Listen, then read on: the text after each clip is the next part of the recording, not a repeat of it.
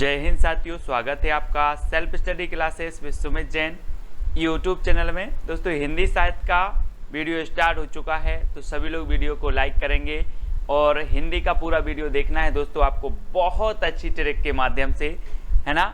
और हमारा रोज सुबह 9:30 बजे ट्रिकी वीडियो आता है हिंदी साहित्य का, जिसमें हम प्रश्नों को याद करते हैं, रचनाओं को याद कर सकते हैं, कवियों को, सभी कुछ याद करते हैं हिंदी साहित्य का। ठीक है, तो रोज सुबह 9:30 बजे देखना ना भूलें हिंदी का ट्रिकी वीडियो। स्टार्ट करते हैं दोस्तों। जो भी साथी अभी तक सब्सक्राइब नहीं किए हैं चैनल को, वो सब्सक्राइब कर लेना, वीडियो को लाइक करना है और शेयर करना है। पहले आपका टेस्ट होगा, फिर आपको ट्रिक भी बताई जाएगी। तो जल्दी से आपको बताना है जगत दुनियत के रचनाकार कौन है। 4 विकल्प हैं आपके सामने, जगत दुनियत के रचनाकार बताना है। और यहाँ पर दोस्तों क्या आ रहा है, जगत। क्या आ रहा है, जगत। और जगत में हमें अगर घूमना है तो अपने पदम से घूमना है। पदम यानी कि पैर से घूमना है। काय से घूमना है, पैर से घूमना है। क्या, जगत। तो जगत दुनियत के रचनाकार कौन होंगे, कौन होंगे। पदम से घूमना है तो पद्माकर। ठीक है, और दोस्तों पद्माकर का संबंध कहाँ से है, सागर से। ठीक है, सागर से है, और सागर में पद्माकर उत्सव भी मनाया जाता है। ये चीज भी आपको याद रखनी है। और भूषण की बात करें दोस्तों, तो भूषण का वास्तविक नाम था घनश्याम। क्या नाम था, घनश्याम, है ना। इन्हें उपाधि दी गई थी भूषण की, तो ये चीज भी याद रखना। रीति काल में एकमात्र वीर रस के कवि हैं भूषण जी, है ना, याद रखो। अगला क्वेश्चन देखते हैं दोस्तों, कवि कुल कल्पतरु के रचनाकार कौन है। 4 विकल्प हैं, बिल्कुल आसान है, आपको बताना है। 2 सेकंड आपको दिए जाते हैं और मैं आपको बता दूं दोस्तों कि यहां पर आ रहा है कवि कुल। और दोस्तों आपको पता है कि अपने अपने कुल की चिंता सभी को रहती है। आपका भी कुल होगा, आपके कुल की चिंता आपको है कि नहीं है, है ना।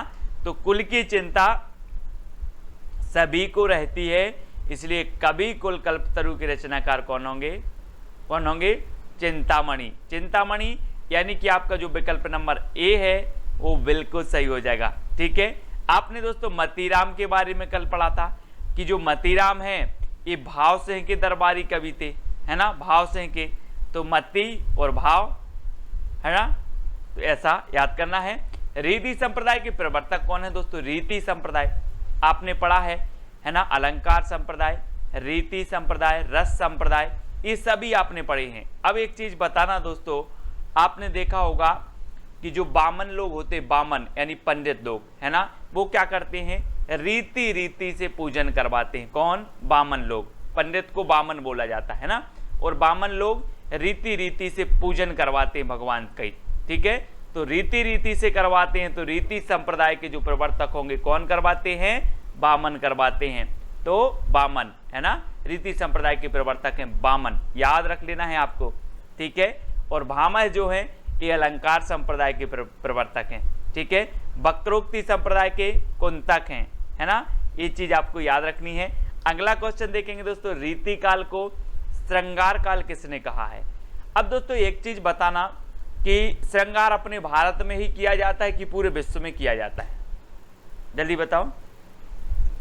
कि भारत अकेले के लोग कर लेते हैं श्रृंगार, तो दोस्तों श्रृंगार तो पूरे विश्व के लोग करते हैं। तो रीति काल को श्रृंगार काल कौन कहेगा, कौन कहेगा, श्रृंगार पूरे विश्व के लोग करते हैं तो विश्वनाथ प्रसाद।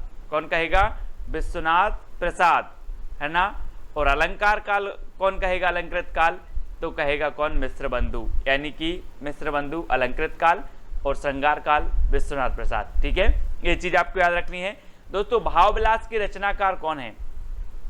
4 विकल्प हैं, 4 में से अपना चयन करके आपको बताना है। और हम बोलते ना आजकल, बोले आजकल तो आप भाव भी नहीं दे रहे, है ना, भाव नहीं दे रहे, है ना, या फिर भाव देव। अपन बोलते कोई भी आप सामान लेने जाते भाव देव यार क्या है, तो भाव विलास के रचनाकार कौन होंगे, देव कवि। ठीक है, कौन होंगे, देव कवि। तो भाव देव। ठीक है, और दोस्तों देव कवि के बारे में आप जानते हैं कि जो देव कवि हैं इन्होंने 34वां छल नामक संचारी भाव माना है, ये चीज तो आपको पता है। घनानंद की बात करें तो इनकी प्रेमिका के बारे में तो आप जानते ही, इनकी प्रेमिका का नाम क्या था, सुजान, है ना, है ना। तो इनकी जितनी भी रचना है सुजान सुजान करके आती हैं, तो वो भी याद रख लेना। बिहारी सतसई तो आपको पता ही है, बिहारी सतसई है ना, बिहारी जी की श्रेष्ठ रचना है, ये तो पता ही है, ठीक है। तो इनको याद रख लेंगे। और पद्माकर की जगत विनोद हमने पढ़ ली, जो आपसे पूछी जाती है। अगला बताना, आलमकृत माधवानल कामकंदला की भाषा क्या है दोस्तों। अब एक चीज बताना दोस्तों, ये पूछी जाती है माधवानल कामकंदला किसकी रचना है, तो दो कवियों की, एक गणपति की है और आलम की भी है, ठीक है, तो याद रख लेना है। और दोस्तों आपको बताना इसकी भाषा क्या है, तो भाषा इसकी क्या है दोस्तों, आपको पता है कि आपका आलम क्या है। हम बोल रहे आपका आलम क्या है यार, बोले हाँ इस अवधि में तो आलम सही है, या अगली अवधि में आलम सही हो जाएगा। अभी आलम सही नहीं, अगली अवधि में आलम सही हो जाएगा, है ना। तो आलम अगली अवधि में सही होगा, तो आलमकृत जो माधवानल कामकंदला है इसकी भाषा क्या होगी, अवधि। अवधि यानी सा नंबर आपका बिल्कुल सही हो जाएगा, ठीक है। खड़ी बोली की बात करें दोस्तों, तो खड़ी बोली जो है पश्चिमी हिंदी की बोली मानी जाती है। ब्रज ये भी पश्चिमी हिंदी की बोली मानी जाती है, ठीक है। ये चीज़ आपको पता है ना करनी है। और आपको पता है दोस्तों कि जो राजस्थानी, गुजराती और पश्चिमी हिंदी ये काय से निकली थी, सौरसेनी अपभ्रंश से, ठीक है। और अवधि काय की है, पूर्वी हिंदी की, अवधि बघेली छत्तीसगढ़ी, ये पूर्वी हिंदी की मानी जाती हैं, ठीक है। तो ये चीज़ आपको याद रखनी है। फिर आपको बताना, जैसे कंता घर रहे तैसे रहे विदेश, ये पंक्ति किसकी है दोस्तों, प्रेमघन की, भारतेंदु की, राधा कृष्ण की या प्रताप नारायण मिश्र। एक चीज बताना, जैसे घर रहे वैसे विदेश रहे, मतलब व्यक्ति का प्रताप जैसा घर में है वैसा ही विदेश में है, क्या प्रताप। तो जैसे कंता घर रहे तैसे रहे विदेश, है ना। चाहे घर में हो तो प्रताप वही होगा, विदेश में हो तो भी प्रताप वही होगा। तो प्रताप नारायण मिश्र, ये इनकी पंक्ति है, याद रख लेना। जैसे कंता घर रहे तैसे रहे विदेश, प्रताप नारायण मिश्र, ठीक है। अगला बताना है दोस्तों आपको, हिंदी साहित्य में महाप्राण शब्द किसके लिए प्रयोग किया जाता है। चार विकल्प हैं दोस्तों, बहुत ही बढ़िया है ना। और आपको पता है क्रांतिकारी कवि भी इन्हें कहा जाता है ना। और छंद मुक्त रचना इनकी एक जूही की कली है, ठीक है। और सबसे ज्यादा विरोध हुआ तो वो इन्हीं का हुआ है। और महाप्राण कहा जाता है किसे, निराला को। अब दोस्तों एक बताना, प्राण प्राण हो तो ठीक है, बात मान ले प्राण, लेकिन महाप्राण तो कोई निराला व्यक्ति ही होगा जिसे महाप्राण कहा जाएगा, कि सामान्य ऐसे ही व्यक्ति को कह दिया जाएगा, नहीं, कोई निराला व्यक्ति है और वो है सूर्यकांत त्रिपाठी निराला, छायावाद के आधार स्तंभ, ठीक है। जूही की कली इनकी प्रथम छंद मुक्त रचना मानी जाती है। महावीर प्रसाद द्विवेदी ने सरस्वती पत्रिका में प्रकाशित करने से मना कर दिया था जूही की कली को। और दोस्तों बाद में ये रचना इतनी प्रसिद्ध हुई कि निराला जी की प्रसिद्धि का कारण बनी जूही की कली, ठीक है, याद रख लेना है। महावीर प्रसाद द्विवेदी की संपत्ति शास्त्र आपको याद रख लेना। 1903 में सरस्वती के संपादक बने, 1920 तक ये रहे, ठीक है। द्विवेदी जी के नाम पर द्विवेदी युग का नाम भी पड़ा, ये चीज भी आपको याद रखना। गया प्रसाद शुक्ल स्नेही की बात करें तो इनका जो उपनाम है वो क्या है, त्रिशूल। त्रिशूल इनका उपनाम है, गया प्रसाद शुक्ल स्नेही, ठीक है, इनको याद रखेंगे। और मैथिली शरण गुप्त तो आपको पता ही है दोस्तों, है ना। भारत भारती इनकी श्रेष्ठ रचना मानी जाती है और दोस्तों इन्हें राष्ट्र कवि भी कहा जाता है। अगला बताना, कोर्ट मार्शल नाटक के रचनाकार कौन है, कोर्ट मार्शल। अब एक चीज बताना दोस्तों कि अगर आपका कोई मुकदमा चल रहा है तो आप यहीं देश के कोर्ट में जाओगे कि विदेश जाओगे, स्वदेश जाओगे कि विदेश जाओगे, कोर्ट में आपका मामला यहीं चलेगा ना, स्वदेश के कोर्ट में। तो कोर्ट मार्शल स्वदेश दीपक, है ना, कोर्ट मार्शल स्वदेश दीपक, क्योंकि हमें स्वदेश के कोर्ट में जाना है, विदेश के कोर्ट में नहीं जाना। यानी कि आपका जो एक नंबर है वो बिल्कुल सही हो जाएगा, ठीक है। एक रचना पूछी जाती है जो दोस्तों विजय तेंदुलकर जी की, कौन सी, सखाराम बाइंडर। मैंने आपको याद करवाई थी, कैसे याद करवाई थी, कैसे याद करवाई थी कि जो विजय तेंदुलकर से हमें याद आ जाता सचिन तेंदुलकर, है ना। और सचिन तेंदुलकर जब टीम में खेलते थे तो सभी से सखा भाव, सखा जैसा प्रेम करते थे, है ना, सखा जैसे रहते थे। तो सखा भाइंडर विजय तेंदुलकर, ठीक है, ये चीज आपको याद रखनी है। कोर्ट मार्शल तो याद हो गई आपको, स्वदेश दीपक, ठीक है। अगला बताना दोस्तों, बकरी नाटक के रचनाकार कौन है? बकरियां रहती ना जो अपने गांव में आपने देखी बकरियां, है ना, तो बकरी नाटक के कौन है? 4 विकल्प हैं दोस्तों। और कितनी बकरी हैं पूरे देश में, इसका आपको कैसे पता चलेगा? कैसे पता चलेगा? जब इनका सर्वे होगा। क्या होगा? सर्वे होगा। तो बकरी का सर्वे करवाना है, तो बकरी नाटक की रचयिता कौन होंगे? सर्वेश्वर दयाल सक्सेना। ठीक है। आधे अधूरे रचना जो है वो किसकी है? मोहन राकेश की है, आधे अधूरे, है ना। हबीब तनवीर की कौन सी है? चरणदास चोर। चरणदास चोर इनकी बहुत ही प्रसिद्ध है, कई बार पूछी गई है। ठीक है, चरणदास चोर, ये याद रख लेना है। और बकरी नाटक किसका है? तो सर्वेश्वर दयाल सक्सेना जी का है। ठीक है। अगला बताना दोस्तों, छल क्षण बोले कण मुस्काए, ये इसके रचनाकार कौन है? धर्मवीर भारती जी हैं, महादेवी वर्मा है, कन्हैयालाल मिश्र प्रभाकर हैं, या फिर नामवार से हैं। तो 2 सेकंड में आप अपने उत्तर का चयन करेंगे और आपका बिल्कुल सही आंसर होगा कि अगर आपको कन्हैया जी के दर्शन हो जाएं या फिर आपके आंगन में कन्हैया जी आ जाएं, कन्हैया जी, तो क्षण बोले कण मुस्काए, है ना। कण कण क्या करने लगेगा? मुस्काने लगेगा। अगर कन्हैया जी आ जाएं तो कण कण मुस्काने लगेगा। तो क्षण बोले कण मुस्काएं, क्योंकि कन्हैया आ गए। तो कन्हैयालाल मिश्र प्रभाकर की रचना है क्षण बोले कण मुस्काए। ठीक है। बात कर लेते हैं महादेवी वर्मा जी की। मैंने आपको कई बार बताया है, महादेवी वर्मा जी को यामा के लिए एकमात्र ऐसी कवित्री थी जिन्हें ज्ञानपीठ पुरस्कार किसी रचना के लिए ज्ञानपीठ पुरस्कार मिला, है ना। तो याद रख लेना है। ऐसा भी क्वेश्चन पूछा जाता है कि हिंदी साहित्य में ऐसी कौन सी एकमात्र कवित्री हैं जिन्हें किसी रचना के लिए ज्ञानपीठ पुरस्कार मिला, तो वो महादेवी वर्मा ही है। ठीक है, ये चीज भी याद रखनी है दोस्तों। निबंध कृति आलोक पर्व के रचनाकार कौन है? आलोक पर्व बताना है। 4 विकल्प हैं और 4 में से उत्तर बताना है और आपका बिल्कुल सही आंसर क्या हो जाएगा दोस्तों? एक चीज बताना कि हमारे देश में कितने पर्व हैं, गिन के बताओ। तो दोस्तों आपने कहा सर देश की बात है तो हमारे देश में हम नहीं गिन पाएंगे कितने पर्व हैं, वो तो हजारों पर्व हैं। कितने पर्व हैं? हजारों पर्व हैं। तो आलोक पर्व के जो रचनाकार होंगे वो कौन होंगे? हजारों पर्व हैं तो हजारी प्रसाद द्विवेदी। ठीक है ना। याद रख लेना है। श्रेष्ठ साहित्यकार हैं दोस्तों हिंदी साहित्य के। हिंदी साहित्य के आदिकाल को इन्होंने आदिकाल कहा, है ना। हिंदी साहित्य की भूमिका इनकी रचना है हिंदी साहित्य का आदिकाल, हिंदी साहित्य का उद्भव एवं विकास। ठीक है। और दोस्तों एक इनकी रचना पूछी जाती है, मैंने आपको याद करवाई थी, अशोक के फूल। ठीक है, अशोक के फूल इन्हीं की रचना है, द्विवेदी जी की, है ना। और आलोक पर्व भी है। इनका हजारी नाम है, मतलब 1000 से आपको याद रख लेना है। ठीक है, 1000 से इनकी बहुत सारी रचनाएं याद हो जाती हैं। जैसे आलोक पर्व हमारे देश में 1000 हैं, तो हजारी प्रसाद द्विवेदी। अशोक के फूल, तो अशोक के फूल, भाई अशोक का फूल है तो अशोक में एक फूल तो फूलेगा नहीं, हजारों फूल फूलेंगे, तो अशोक के फूल हजारी प्रसाद द्विवेदी। ठीक है, इस प्रकार से हम याद रखते हैं, है ना। अगला आपको बताना है दोस्तों, आधुनिक हिंदी साहित्य की सर्वाधिक लोकप्रिय विधा कौन सी है? सर्वाधिक लोकप्रिय विधा बताना है ना।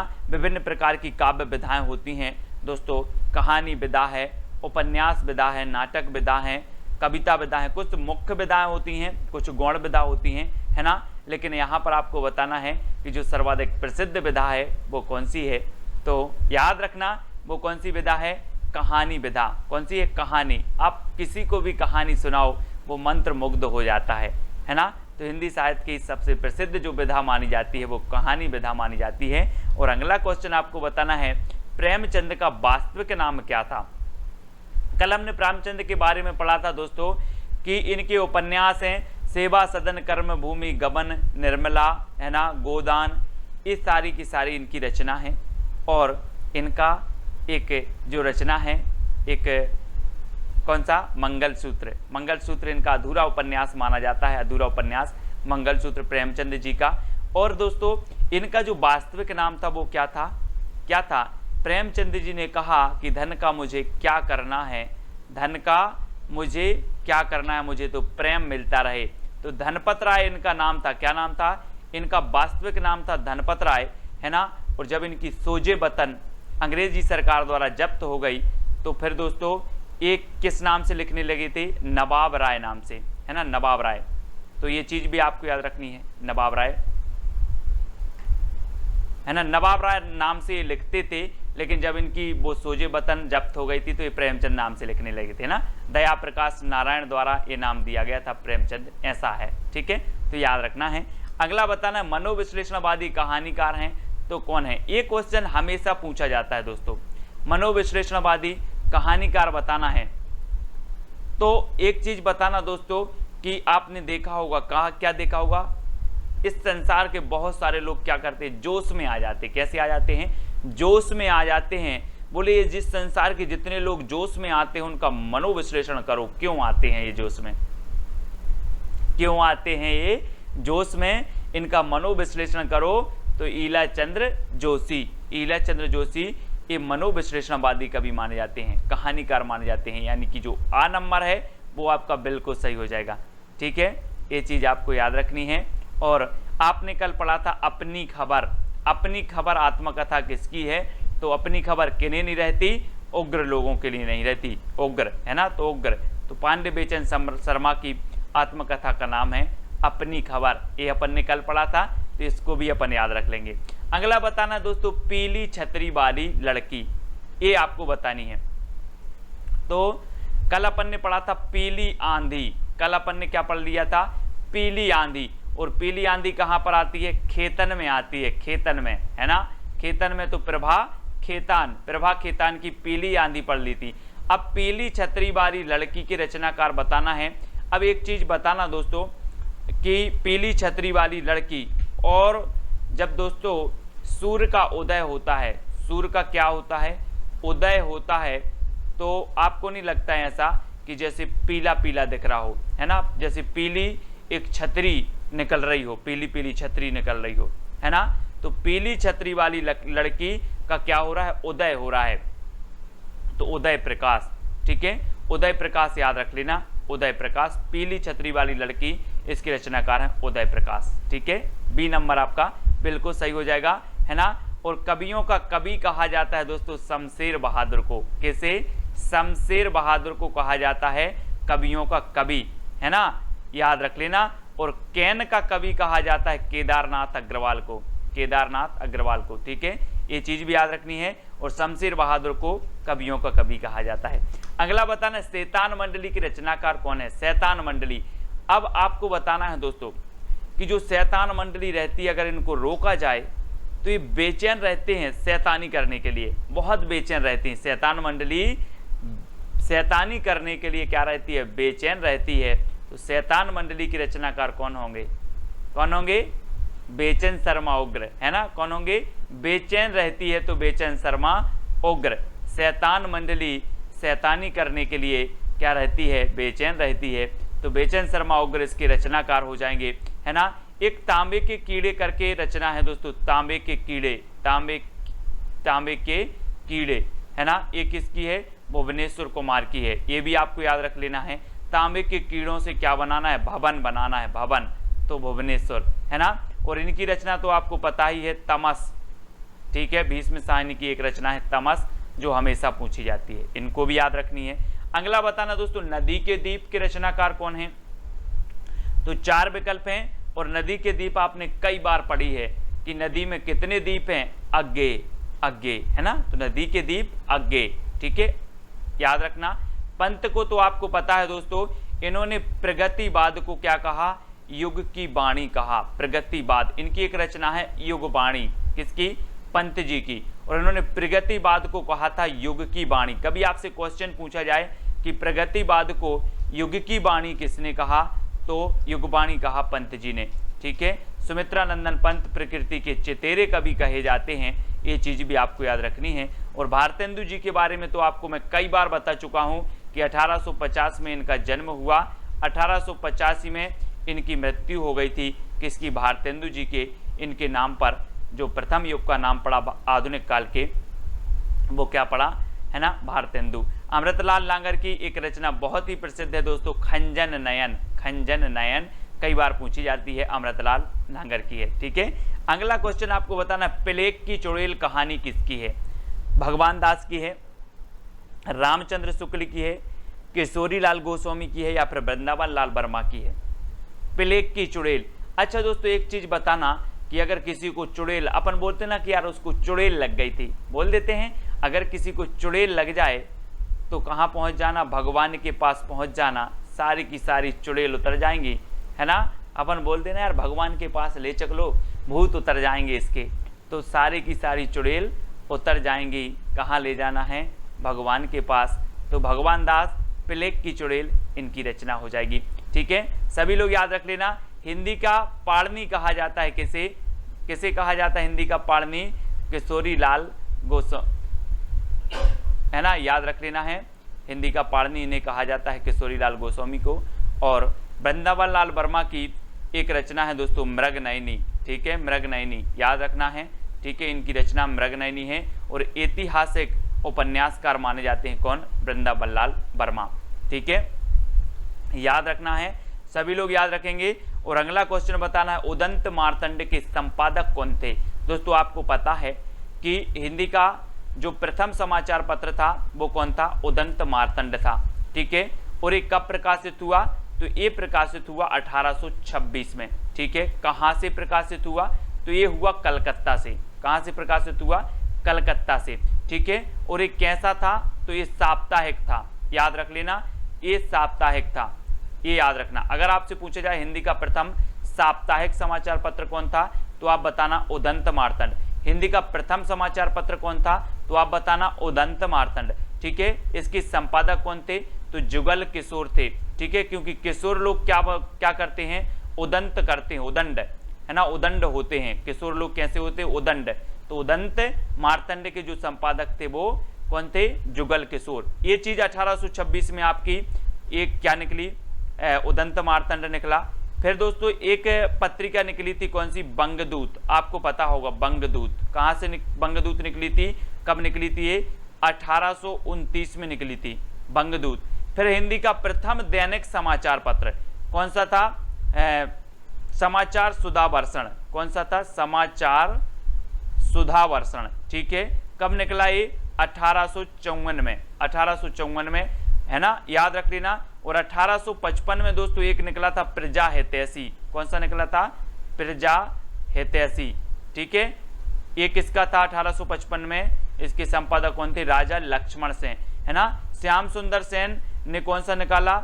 इनका निकाला समाचार सुधावर्षण, हिंदी का प्रथम दैनिक समाचार पत्र 1854 में। ठीक है, बंगदूत पत्रिका राजाराम मोहन राय ने 1829 में, जुगल किशोर ने 1826 में जो है उदंत मार्तंड ये संपादक बने, है ना, और इस साप्ताहिक था।